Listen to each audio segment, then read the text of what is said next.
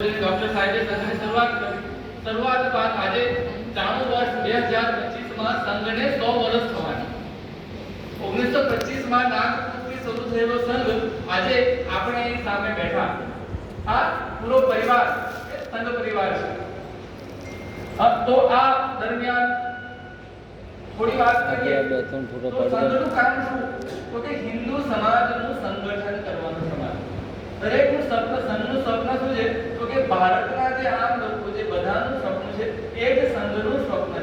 શું સપનું કે સ્વયંસેવકો કા यही एक सपना बने विश्व गुरु भारत अपना બધાનું એક જ સપનું છે કે ભારત જે ખરું ને વિશ્વ ગુરુ બને એના માટે અવિરત આપણી પાંચ પેઢીઓ ખપી ગઈ આ કામ માટે। એક ડોક્ટર સાહેબ શરૂઆત કરી આજે હજારો સ્વયંસેવકો લાખો સ્વયંસેવકો કોઈ પણ નામના કામના વગર અવિરત આ કાર્ય કરી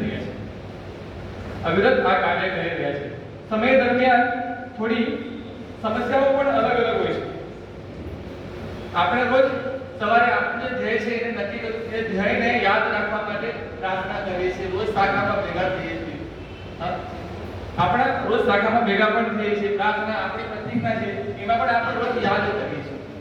આવું પ્રતિદિન યાદ કરવા વાળા લોકો આપણા ધ્યાનમાં હશે બહેનોને 50,000 થી વધુ દૈનિક શાખાઓ રોજ લાગે છે રોજ આ ધ્યેયને કે ભારત પરમલય ઉપર પહોંચે આ દેશનો હિન્દુ સમાજ એક બને એના માટે અવિરત કાર્ય કરવા વાળા લોકો એમાં દરેક સમયે સમસ્યાઓ અલગ અલગ હોય છે। જ્યારે ભારતને આઝાદ કરવાનો હતો તે સમયની સમસ્યાઓ અલગ હતી ત્યારે બધાના મનમાં એક જ સપનું દેશ માટે બસ બલિદાન થઈ દેશ માટે કંઈ પણ થાય શહીદ થઈ જવું કોઈ પણ ભાગે ભારત રાષ્ટ્ર કરવું એ આઝાદ થાય।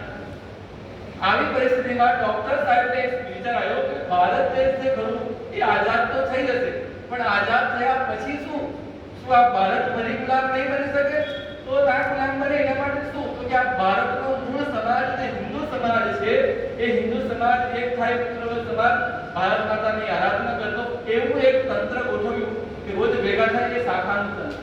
શાખામાં આપણે કહીએ છીએ કે વ્યક્તિ નિર્માણ વ્યક્તિ એ કોનો એકમ છે તો કુટુંબ પ્રબોધન વર્ગ આજે આપણો ખરો ને તો કુટુંબથી શું બને સમાજ અને સમાજથી રાષ્ટ્ર બનશે કુટુંબથી સમાજ અને સમાજથી રાષ્ટ્ર બનશે। આ રાષ્ટ્ર નિર્માણનું જે કામ છે એ કુટુંબથી શરૂઆત છે પરંતુ જે ડોક્ટર સાહેબ કહે છે કે कुटुंब अगर कुटुंब बिखरा तो देश बिखर जाएगा।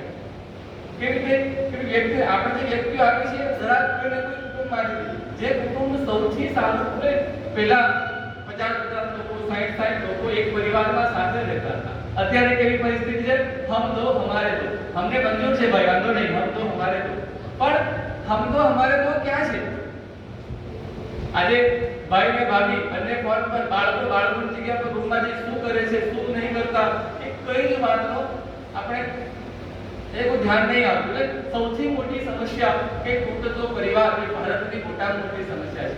તો આપણા ભાગ્યનું વર્તમાન સમસ્યા તો કેની એક મોટી સમસ્યા સંયુક્ત પરિવાર જોઈન્ટ પરિવાર મને એ સૌભાગ્ય પણ મળ્યું છે કે હું સંયુક્ત પરિવારમાંથી આવું આપણી સામે રમણીકભાઈ નાગ છે એમનો પણ પરિવાર છે 10-15 લોકો સાથે રહેતા એવા ઘણા દાખલાઓ પાટણ નગરમાં આજે પણ આપણી સામે છે।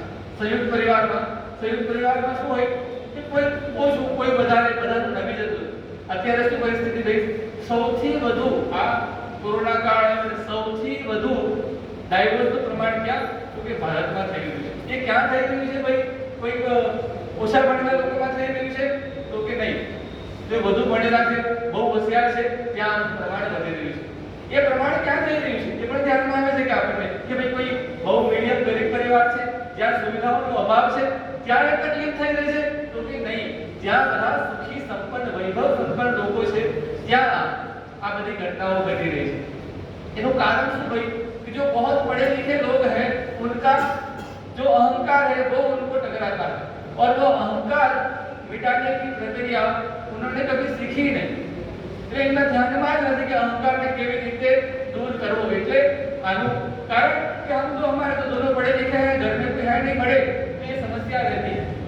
एक મને કેનેડાનું ઉદાહરણ આપણા એક કાર્યકર્તાઓને યાદ આવે છે કે આપણા એક કાર્યકર્તા કેનેડા જાય છે એ ઉંમરમાં વરિષ્ઠ હતા એટલે કેનેડા ગયા કેનેડા જઈ અને એનો પૌત્ર સાંજે એના રૂમમાં જઈને ડોર ખખડાવે છે કે દાદાજી હું અંદર આવું કે તમારી પાસે સમય છે કે ત્યાં એટલે કાર્યકર્તાને વિચાર આવે કે આવું કેમ બોલ્યું.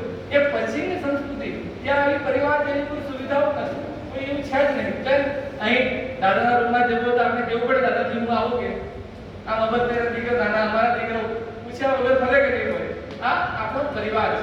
આ પરિવાર સુરક્ષિત રહેશે તો આ રાષ્ટ્ર અને આ સમાજ ભારત સુરક્ષિત રહેશે.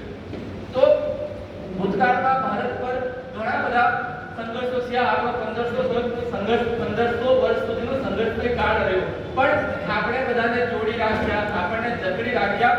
તો એ આપણો કુટુંબ, આપણો પરિવાર. વર્તમાનમાં કોરોના આવ્યો. કોરોનાના કાળે પૂરા વિશ્વમાં હાહાકાર મચાયો. આપણે અહીંયા પણ કોરોનાની તકલીફ થઈ ને ભાઈ, હું નાની વાત પણ આપણે અહીંયા બચી ગયા ઘણા બધા લોકો. કારણ આપણે અહીંયા પરિવાર પદ્ધતિ, ચિંતા, લાગણી, મદદ, એના કારણે આ પરિવારના કારણે. અને હું તો કોરોનાના કાળને શાંતિનો કાળખંડ ગણીશ.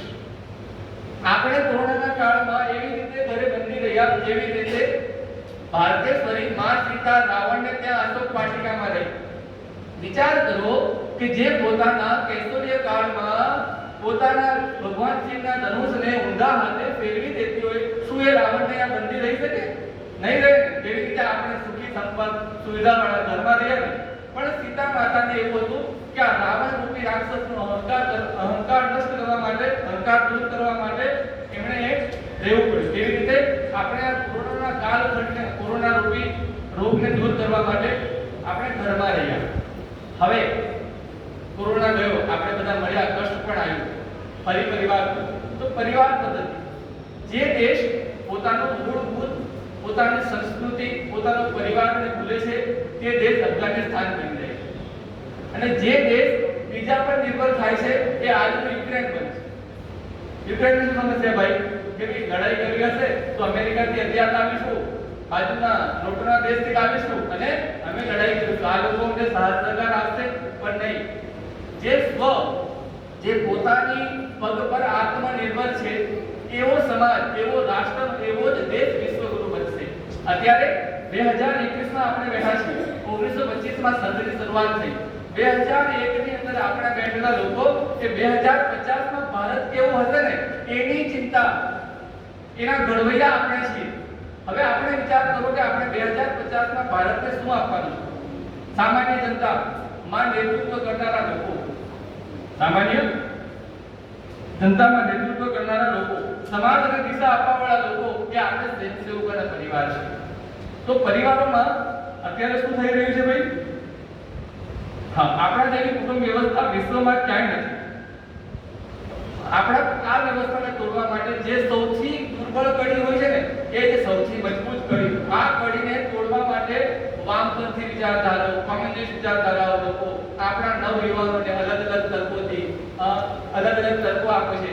ત્યાં હિન્દુ ધર્મ એ તો કોને સાપને દૂધ પાવવાળા લોકો, મંકી ગોડ એ ભગવાન હનુમાન ભગવાનની અવધારણા કરી યુવાનોને તર્કોથી એનું મગજ બદલવાનો પ્રયત્ન કરે છે. એ ધર્મથી દૂર થાય અને એ ધર્મથી દૂર કરવા માટે પણ ધર્મથી દૂર થશે એટલે પરિવારથી દૂર થશે, સમાજથી દૂર થશે અને આ રાષ્ટ્ર વિરોધી કામ પણ એ કરશે. એને તોડવા માટે અસંખ્ય લોકો ઉપર આપણા બધાનું એ કામ છે કે આપણો પરિવાર, મારું જે કુટુંબ પરિવાર છે એ એક બને, એ એક થાય, સમરસ બને. પરિવારમાં સમસ્યાઓ પણ ઘણી બધી આવતી હોય છે. અમે 4 ભાઈ છીએ તો મારે હું શંકામાં નીકળું છું ઘણી વખત તો ઘરના ઘણી વખત એમ કહે છે કે ભાઈ તમે 2 લગ્ન કરો, એક તો મારી સાથે બીજા સાગા સાથે તમે કર્યા. એવું પણ હોઈ શકે. પરિવારનો પણ ત્યાગ છે. જો આજે દરેકને લોકોને ધંધાની વ્યવસાયની પડી છે, પણ હું કહું છું જ્યાં હોય ત્યાં અવેલેબલ બેસ્ટ એવો કરવાનો પ્રયત્ન આપણે કરીશું. જો હું આપણા વરિષ્ઠ સ્વયંસેવકોએ જો આ થોડો ત્યાગ, પરિશ્રમ ના કર્યો હોય એમના પરિવાર લોકોએ, આપણા પડદાર લોકો, તો સંઘ અહીંયા સુધી પહોંચશે નહીં. ઘણા બધા લોકોએ બલિદાન કર્યું, ત્યાગ કર્યો, ત્યારે આપણે અહીં પહોંચી રહ્યા છીએ. અત્યારે ભારત વિશ્વગુરુ બનવા જઈ રહ્યું છે. આજની આપ ન્યૂઝ સાંભળો ને તો યુક્રેન શું કહે છે કે ભાઈ મોદીજી તમે રશિયા સાથે વાત કરો ને. રૂટો શું કહે છે કે ભારતનો શું વિચાર છે? 2014 ની અંદર આપણે એક વિચાર મૂક્યો અને તરત જ વિશ્વના 188 દેશના લોકોએ તરત જ ક્લિક કર્યું અને આપણે વિશ્વ યોગ દિવસ મનાવીએ છીએ કે નહીં મનાવતા? વિશ્વએ હિન્દુ સંસ્કૃતિને સ્વીકાર કરી. તો એ હિન્દુ સંસ્કૃતિને જીવંત રાખવાનું કામ એ આપણું છે. परम पूजनीय स्वामी विवेकानंद जी कहता कि आप ये बिल्कुल चिंता मत कीजिए, प्रकृति ने आपको निमित्त बनाया है. बाकी ये हिंदू राष्ट्र है, ये भारत है, ये तो आदि अनादि काल से चलता हुआ राष्ट्र है और भविष्य में यह ऐसा ही रहेगा. इसके लिए आपको बहुत चिंता करने की जरूरत नहीं है. पर हाँ, आप मनन कीजिए. जिसके हिस्से में जो काम था उन्होंने किया. જેમના ભાગમાં બલિદાન હતું એમણે બલિદાન આપ્યું, ત્યાગ પણ કર્યો, દેશ આઝાદ થયો. જ્યારે જ્યારે દેશને જરૂરત પડી ત્યારે ત્યારે એની શક્તિઓ પણ આવી છે. વર્તમાન સમયમાં દેશની સમસ્યા શું છે? તો કે સૌથી પહેલી સમસ્યા તૂટતો પરિવાર, વિખરતા હુआ પરિવાર. એ પરિવાર એક થાય, એક બની. એ પરિવારોમાં શું? તો આપણે પરિવાર પાસે શું અપેક્ષા છે? તો આપણી પરિવાર પાસે ચાર અપેક્ષાઓ છે. પહેલું તો કે મિલન. બધા જ લોકો પરિવારના સભ્યો એક સાથે મળે. લોકો રોજ એક સાથે જમવું જોઈએ, પણ આ આધુનિક સમયમાં સમસ્યાઓનો અભાવને કારણે નહીં કરી શકતા. તો કમસે કમ અઠવાડિયામાં એક વખત એ પરિવાર બધા લોકો બેસે, પરિવારના વાત કરે, સાથે જમે, ભજન કરે અને ફરી એ છૂટા પડે. એક દિવસ એ ફોન વગર રહી શકે નહીં. એ જ્યારે ફોન વગર રહેતા થશે ત્યારે અંદરો અંદર વાત સંવાદ કરતા થશે. तो परिवार अठवाडियाમાં એક દિવસ ફોન વગર રહે, ટેલિવિઝન ના જોઈએ, સાથે વાતો કરે. બીજું છે મહિમા. મહિમા એટલે કેવી રીતે કે આપણે બધા સામાન્ય વાત કરીએ કે મારો દીકરો મારો કહેવામાં નથી રહ્યો. કોઈ દીકરો એમ કે મારા બાપુજી મારું કહેલું માનતા જ નહીં. સાસુ કે બહુ મારું કહેલું નહીં માનતી. બહુ કે સાસુ હા સાસુના હું કોઈ એમ કરવા નથી દેતા. આ જનરેશન ગેપ થઈ ગયું. તો આ જનરેશન ગેપ સાથે સંવાદ કરવાથી, સાથે બેસવાથી, હું આપને એક વાત बहुत सरलताથી કહું કે સાસુ બહુ પરિવારના લોકો સાથે બેસશે ને તો આ બધી સમસ્યાઓ તો 6 મહિનામાં દૂર થઈ જશે. મનમુટાવ હશે, હું ના નહીં પાડું તો મતભેદ કોઈનો નહીં કરે. તો પરિવાર એક થાય, એનો મહિમા. કોઈ નાનો ભાઈ છે, હા નાનો ભાઈ છે, મોટો ભાઈ છે, નાના ભાઈને કોઈ એ લોકો મહિનામાં અઠવાડિયે કોઈ સંવાદ કરશે, પિતા પુત્ર સંવાદ કરશે, સાથે બેસશે, મનની વાત કરશે. તો આ જનરેશન ગેપ જે ખરો ને આપણે વાત કરીએ ને એ જનરેશન ગેપ, કે જનરેશન ગેપ ભરાશે અને સંવાદથી સાથે આવશે. દરેકને જોવાનો દૃષ્ટિકોણ એકબીજાને, એ દૃષ્ટિકોણ બદલાશે. એ દૃષ્ટિકોણ ક્યારે બદલાશે? જ્યારે સાથે બેસશે, મનથી વાત કરશે, ત્યારે એ દૃષ્ટિકોણ બદલાશે. બીજું છે મદદ. મદદ પણ કેવી કે આપણે આ પરિવારની કલ્પના શું છે? હું, મારા પતિ, મારા બા, મારા બા બાપુજી, પણ પૂરું વિશ્વ વસુધૈવ કુટુંબકમની કામના પણ આપણે કરીએ છીએ. જે આપણા રોજિંદા જીવનમાં આપણી સાથે આપણને કામ લાગે છે એ બધા જ લોકો આપણા પરિવારના સભ્યો છે. એ બધાની ચિંતા, આ દેશની ચિંતા એ આપણે કરીશું. તો એ બધા લોકો આપણા એમ બનતી પોષે એમની મદદ. स्वामी विवेकानंद जी एक बात बीजी पण कहता कि हिंदू हिंदू कौन है? हिंदू वही है जो उसके सामने कोई हिंदू नामधारी खड़ा है और वो किसी भी प्रांत, किसी भी भाषा, किसी भी जाति का हो और वो उसे अपना भाई माने, वही हिंदू. आपके सामने कोई हिंदू है, वो दरिद्र है, वो बीमार है, वो किसी अवस्था में है और आपका मन उसकी सेवा, उसके लिए दुखे, वही हिंदू है. આ પરિવારનો સભ્યના લોકો આગળ વાત કરતા હતા હિન્દુ સમાજની કે હા અને મદદ, એકબીજાને મદદ કરતા રહીએ. ઘરમાં નાના બાળકો છે, આપણે મળતા જ નહીં, બોલતા જ નહીં. બેટા શું ભણે છે? દીકરીને ભણાવી છે, ચાલ ટ્યુશન મૂકી દી. ટ્યુશનમાંથી સ્કૂલ. નાનું બાળક 2 વર્ષનું છે, ચાલો નર્સરીમાં. અરે 2 વર્ષના બાળકને શું આપે? એ નર્સરીમાં ઉતરી નહીં, એ ત્યાં જઈને બેસવાનું શીખશે. પહેલી ગુરુ એ માં છે. પહેલી ગુરુ એ માં છે. બાળક જેટલું માતાની પાસે રહેશે ને પરિવારમાં એટલું એ વધુ આગળ વધશે. તો એની પણ ચિંતા આપણે બધાએ કરવી જોઈએ. અને ચોથું છે માફી. ભૂલ થાય, સાથે રહીએ છીએ, હા તો વાસણ ખગડે પણ એકબીજાને માફ કરતા રહીએ, મળતા રહીએ. હું નાનો છું, આ મારા કરતા અનુભવી પણ છું બધા, કદાચ મારી વાત આપણને એ પણ લાગે, પણ મેં કીધું એમ કે આ સંગત છે પરિવર્તન, નવા લોકોને નવી સ્થાન એનું ઘડતર. એટલે કુટુંબ જો સાથે રહેશે, કુટુંબ સાથે રહેશે સંયુક્ત પરિવારમાં રહેશે તો આ દેશ વિશ્વગુરુ બનશે. અને આ કુટુંબમાંથી જ અમે આવીએ છીએ આપણે ચોથું માર્ગ. પછી કુટુંબ એ રાષ્ટ્રનો બેઝિક એકમ છે. એકલું સંગઠન કામ નથી કરતું. આપણા બધા વિવિધ સંપ્રદાયો, સ્વામિનારાયણ સંપ્રદાયો, મોક્ષ માર્ગીય, ગાયત્રી પરિવાર બધા જ લોકો આમાં લાગે છે. આ દેશને વિશ્વગુરુ બનાવવા માટે ધર્મ સભા થાય છે, બાળ સભા કરે છે, ઘર સભા કરે છે. આ બધા આપણે ભેગા મળીએ, આપણો પરિવાર એમાં અગ્રેસર બને, સાથે રહે સોસાયટીની અંદર. બીજું પરમ પૂજ્ય શંકરાચાર્ય કહેવા એક તો કુટુંબ પ્રબોધન, બીજું સમરસતા. કયું? સમરસતા. સમરસ પરિવાર. સમરસ એટલે પરમ પૂજ્ય શંકરાચાર્ય કહે છે કે સમરસતા એટલે દેવાલય એક બને, જળાશય એક બને, સમસ્થાન એક બને. આપણે અહીંયા સાઉથ ગુજરાતમાં આવી સમસ્યાઓ નથી, પણ તમે જેમ સાઉથ ગુજરાત છોડો ને તો દરેકની વસ્તુઓ અલગ અલગ છે. જાતિ મત ભાષામાં વિખરાયેલો સમાજ છે. આદિનાથી કાળથી સંઘર્ષનો કાળ રહ્યો. લોકોએ ભાગલા પાડીને રાજકોટની નીતિ અપનાવી. આપણે એ જીવવા માટે એટલે કે દેશમાં જીવવું હોય, સ્વાદ આપવા માટે તો તમારે કર આપવો પડશે. એવી બધી વિવિધ સમસ્યાઓથી આપણે ઘેરાયેલા અને આઝાદ થયા. એવામાં સમરસતા પરિવાર એ આ બધું આપણે આઝાદ થયા, આજે અહીં બેઠા છે તો ફરી આ બધું ના બને એના માટે સંગઠિત પરિવાર એ સમરસ બને. સમરસતા જે કરે ને એ કોઈ આપણે બધા એક જ્ઞાતિમાંથી આવીએ છીએ, પણ સમરસતા કરે ને. દાખલા તરીકે સંત રવિદાસ છે, ગુરુ ગોવિંદસિંહ મહારાજ છે, મહારાણા પ્રતાપ છે, શિવાજી મહારાજ છે, આ બધા મહાનુભાવો, વલ્લભભાઈ પટેલ સાહેબ છે, આ બધા મહાનુભાવોએ કોઈને કોઈ એક જ્ઞાતિમાંથી તો આયા, પણ એમણે વિચાર કોનો કર્યો? સમસ્ત રાષ્ટ્રનો, ભારતના બધા જ હિન્દુઓનો વિચાર કર્યો અને વિચાર કરીને એ કેન્દ્ર બન્યા, પ્રતીક બન્યા. તેમ આપણો પરિવાર પણ સમરસ બને. સમરસતા મનથી અને વિચારથી. એ કોઈ કે બૌદ્ધિક બોધન આપણે નથી, આપણા વ્યવહારમાં સમરસતા લાવવી પડે. બાલાસાહેબ દેવવ્રતજીનો એક પ્રસંગ છે. નાના હતા તો એક વખત એમના મિત્રો, બાલાસાહેબ દેવવ્રત બહુ જૂની વાત, એમના મિત્રો એમના ઘરે જમવા આવે છે. એમના માતાજીને પૂછ્યું કે ભાઈ બાળકો ક્યાં જમશે? તો માતાજીએ કીધું કે બહાર ભરાનું, એટલે બહારનું આંગણું હોય ને, જમવાની જગ્યા અલગ હોય અને બીજા બહાર જમે. તો પૂજનીય દેવવ્રતજીએ પણ કીધું મમ્મી આજે હું પણ બહાર જમીશ એમની સાથે. મામાએ કીધું આવું ના થાય. એને કીધું કે મારા મિત્રોમાં તમે ભેદ રાખો તો મારી સાથે પણ ભેદ રાખો. પછી એમને કીધું કે એમના વાસણ કોણ ધોશે? તો કે આપણે કામ કરવાવાળી ભાઈ આપણે જ એમના વાસણ ધોશે. તો બાળા સાહેબજીએ કીધું કે નહીં, એમના વાસણ મમ્મી હું ધોઈ નાખી. આવો નાનો 10-12 વર્ષનો બાળક. અને ત્યારે બાળા સાહેબજીએ કીધું કે અસ્પૃશ્ય જો પાપ નથી તો દુનિયામાં કઈ જ પાપ નથી. એટલે જેવું એમણે વ્યવહારમાં ગાયું ને એ લોકો દ્રષ્ટાંત થાય. આવો જ સમરસ પરિવાર આપણો પણ બને. આપણે સમરસતામાં રહીએ. હા, એક થોડી કુટુંબની વાત રહીએ.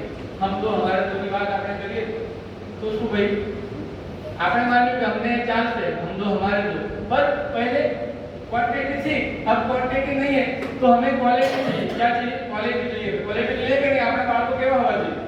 રાહુલ ગાંધી જેવા લે એવા જોઈએ નહીં. દેશના દ્રષ્ટાંત આપણે એવા લોકો.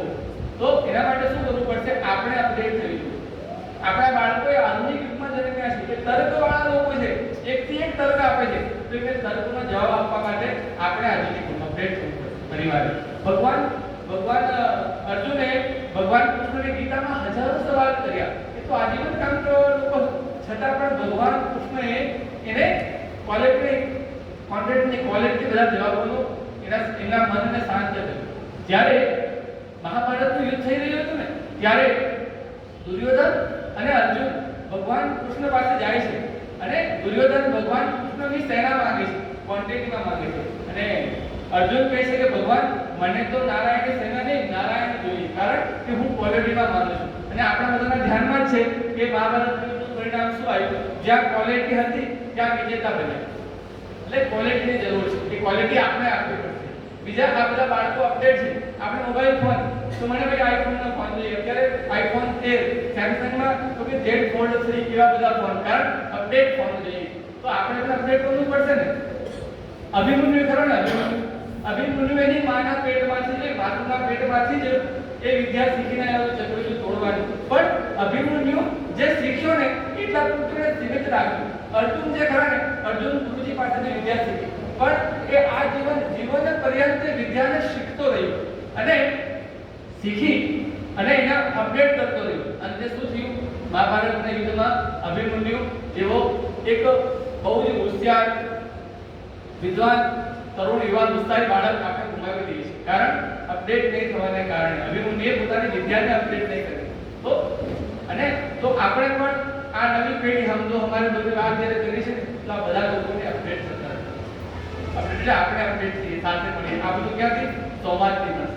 હવે ફરી સમરસતામાં આવી છે. તો સમરસ આપણો પરિવાર એક બનશે, સમરસ બનશે જ્યારે આ દેશ વિશ્વગુરુ પર પહોંચશે. અને આપણે નસીબવાળા એટલા માટે પણ છીએ કે આપણા જ ભાગે જેમના આપણી આંખે અક્ષર કીધા ને યાચી દેહી યાચી દોહા, એને જે સપના એમને જોયું હતું ને એ તો જીવતા નહીં રહ્યા, પણ એમણે આપણા શહીદોએ જોયેલું સપનું કદાચ આપણી આંખે આપણે જીવતા જોઈશું. 2022 માં 2050 માં અત્યારે વિશ્વમાં કોઈ સમસ્યા આવે ને કોરોના આવ્યો તો શું આપણે બધાય ભારત.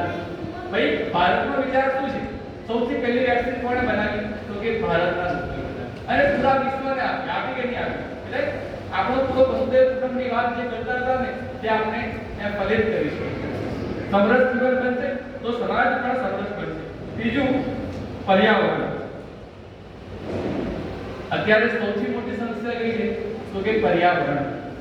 સૌથી પહેલા કુટુંબથી પ્રકૃતિ, પ્રકૃતિથી પર્યાવરણ, પર્યાવરણથી વાતાવરણ. વાતાવરણ કેવી રીતે બનશે? તો કે સંસ્કારોના સર્જનથી વાતાવરણ બને છે. આપણે બધા આપણા પરિવારમાં આપણો પરિવાર પૂરતો સીમિત નહીં. આપણે અહીંયા ગાયને પણ માતા કહીએ છીએ. આપણે સંબંધો બાંધવાવાળા લોકો છીએ. વિશ્વમાં આવી રીત ક્યાંય નથી. આપણે સુરતને પણ દાદા કહીએ છીએ. એટલે બધા લોકો જ આપણા પરિવારના સભ્યો છે. આપણે પ્રકૃતિના શોષક નથી, પ્રકૃતિના ભક્ષક નહીં, પ્રકૃતિના પોષક છે. આપણે સાંજે 7 વાગે પછી માતા શું કહે કે બેટા જીવમાં સ્થિર છે, આ છોડને હાથ લગાવવાનો નહીં. એ આપણો વિચાર છે. આના પ્રત્યે જાગૃત નથી. સમાજમાં શું કરીએ? તો અત્યારે પ્લાસ્ટિકની બહુ મોટી સમસ્યા છે. તો સિંગલ યુઝ પ્લાસ્ટિક બંધ કરીએ. જે એક વારમાં વપરાય છે એવું પ્લાસ્ટિકનો વપરાશ નહીં કરીએ. પ્લાસ્ટિક જે ખરું ને એ ક્યારે બંધ બગડે એનો કોઈ નિકાલ નથી. એક વખત બન્યા પછી આજીવન જશે કચરાના રૂપે. તો એ પ્લાસ્ટિકનો ઉપયોગ નહીં કરે. હા, કોઈ પરિવાર એવા લોકોને પણ આગળ લાગે કે જે પરિવાર કાપડની બેગ વાપરે. આપણી નાની નાની વાતો છે, પણ આપણે સમાજમાં અગ્રેસર બનીશું ને આપણો પરિવાર, તો સમાજ એનાથી શીખશે. એટલા માટે જ આ કુટુંબ પ્રબોધન વર્ગ આજે આપણે ભેગા થયા. આપણો પરિવાર એનો ઉપયોગ કરે. જળ સંચય. ભવિષ્યમાં જે યુદ્ધ થવાના છે ને એ સમજી રાખો, કોઈ લોકો માટે કે ભૂમિ માટે નહીં, પણ પાણી માટે યુદ્ધ થવાનું છે. પાણી દુનિયામાં 3% જેટલું પાણી છે કદાચ જે પીવા માટે યોગ્ય છે. બાકી તો 75% ખારો દરિયો છે. તો પાણીનો યોગ્ય નિકાલ આપણે લાવીએ. પાણીનો વપરાશ એનું મહત્વ સમજાવીએ. એ પણ પરિવારનું ધ્યાન રાખવું જોઈએ. બીજું, આપણે જીવનભર 450 છોડો જેટલો ઓક્સિજન આપે ને એટલો માણસ એક જીવનમાં લે છે. તો શું આપણે 450 વૃક્ષો વાવીએ છીએ? નથી આવતા ને? તો વૃક્ષારોપણ છે. સમાજમાં ઘણા બધા લોકો કરતા હોય છે. આપણો પરિવાર એમની સાથે જોડાય અને મારો પરિવાર એ પ્રકૃતિના અનુરૂપ જીવન જીવશે. પ્રકૃતિનું શોષણ નહીં કરે એવું આપણે દર્શાન શરૂઆત કરીએ, સમાજમાં બેસાડીએ.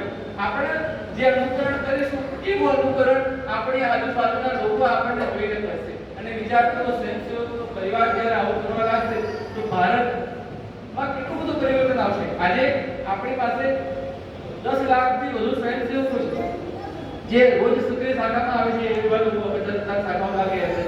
કરોડોની સંખ્યામાં આપણે સાથી. તો જ્યારે આપણે સમાજ પરિવર્તન, રાષ્ટ્ર પરિવર્તનની વાત કરીએ ને તો આ બધા એમાં અહમ છે. રાષ્ટ્રનું પરિવર્તન માટે શું કરવું પડે? તો કે વ્યવસ્થા પરિવર્તન કરવું પડે. વ્યવસ્થા પરિવર્તન કેવી રીતે? કે ભાઈ શિક્ષાનું પરિવર્તન થાય, સમાજમાં સામાજિક, શૈક્ષણિક, અગ્રણી ક્રિયાઓમાં આપણી ઘણી બધી ભગીની સંસ્થાઓ છે જે એમાં બદલાવ લાવી રહી છે. આપણી વિદ્યા ભારતી છે, આપણી સહકાર ભારતી છે, શિક્ષા ભારતી છે. હમણાં શિક્ષણ પદ્ધતિ પણ બદલાઈ. એટલે અત્યારે એવી સરકાર પણ છે જે આ બધા વિચારોને અનુરૂપ કામ પણ કરે છે. પણ સરકારો આવવાથી देश नहीं बदलाશે. देश ક્યાંથી બદલાશે? જ્યારથી સમાજ પરિવર્તન થશે ને. સમાજ એવું વિચારશે, કુટુંબ એવું વિચારશે કે સમાજનું મુખ્ય ભૂમિકા કુટુંબ એવું વિચારશે કે નહીં આ દેશ ને મારે બહુ જલ્દી જ આ વિશ્વ ઉપર લઈ જવો છે, તો કુટુંબથી શરૂઆત કરો. કુટુંબથી થશે તો સમાજ અને સમાજથી રાષ્ટ્ર. બાકી આપણે કંઈ નહીં કરીશું તો પણ ભારત વિશ્વગુરુ બનશે, એમાં પણ કોઈ બેમત નથી. અંતે હું એટલું જ કહીશ કે સામાજિક સમરસતા ક્ષમતા બની રહો. એક ધર્મ મહાન હિન્દુ ભાવ હૃદય લઈ જાગે ભારત માની સ્વતંત્રતા.